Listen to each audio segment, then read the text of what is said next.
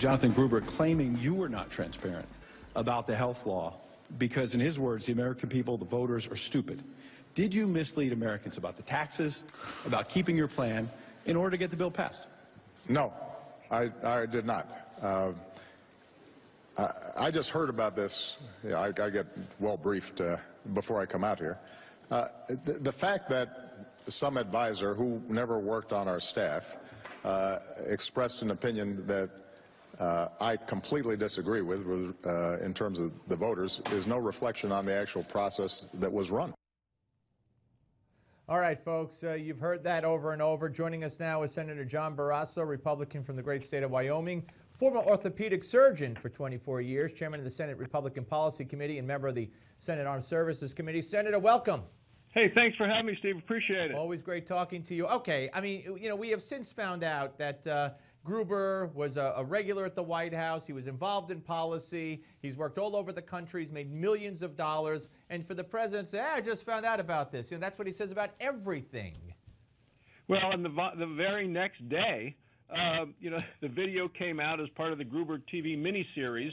The video surfaced of then Senator Obama saying that he's stolen ideas from Professor Gruber. Right.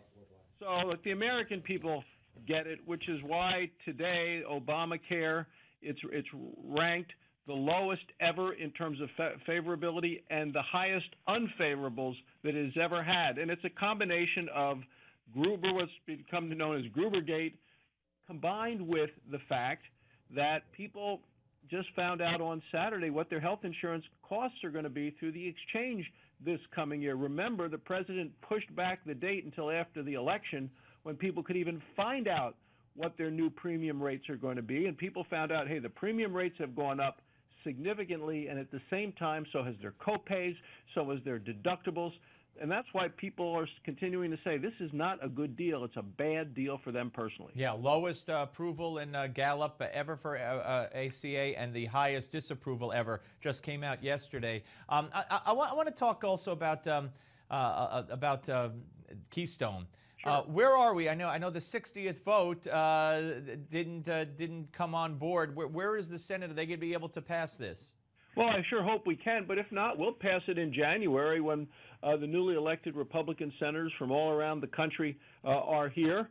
And but then you won't call it the Mary Landrieu bill. Well, it's the John Hoeven bill in the Senate, yes, and Bill Cassidy in the House, and I'm hoping that Bill Cassidy, and working to make sure that Bill Cassidy is the new senator from Louisiana once they have that special election runoff the first weekend in December. And I think that he's going to be the 54th Republican member of the United States Senate. Yeah, I think that's pretty much, the belief. But what happens, Senator? You pass it, you get the votes, president gets to his desk, and he vetoes it.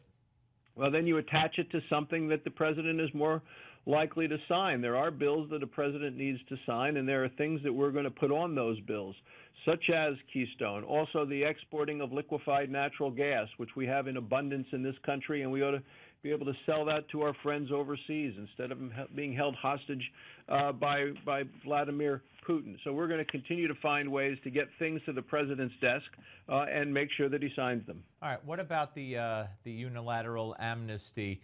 Do you think that when push comes to shove, the president's going to say, okay, here's what I'm going to do, but it takes effect in March or June or whatever, or it's going to take effect right away?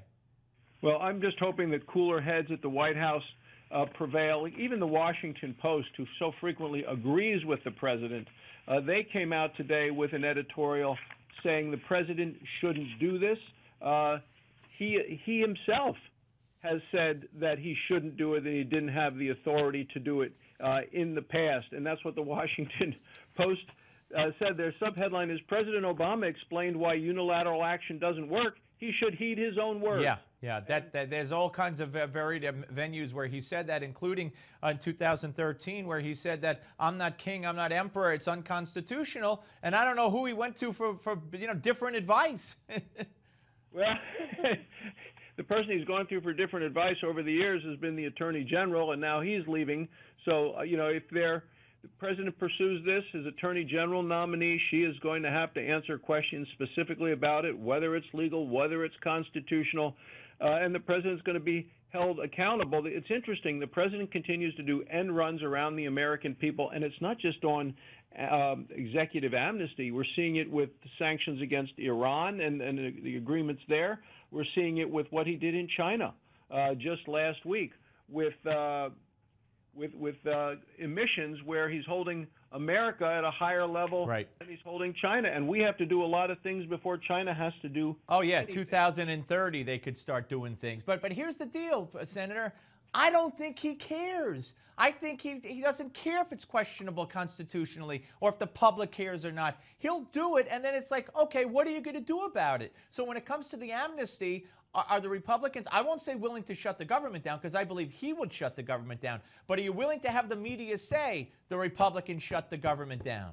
Well, I'm committed to keeping the government open, and I'm going to work to find areas where we can agree on things. The message I heard from the voters this past week is, we want you to work together to find solutions to get America back to work, to focus on jobs and the economy, to return to the function on Capitol Hill of actually getting things done. And that's why our commitment is to bring to the floor of the Senate bills that have already passed the House in a bipartisan way that Harry Reid has blocked for the last number of years. All right. Focused on getting people back to work. Senator, thank you very much for being with us. Look forward to talking to you again, sir. Thanks, Steve. Bye-bye. Folks, we'll be back with the president of Scholars for Peace in the Middle East. But first, are you looking to get the most out of your food? Well, this next Max to Health moment, it features dietitian Ryan Smith. And Ryan Smith has information on 3 superfoods that you could use for a better brain. And who can't use a better brain? Watch this.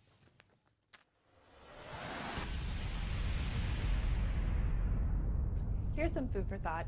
Studies show that nutrition affects brain development and function as people age. So what brain-boosting foods should you be adding to your shopping cart?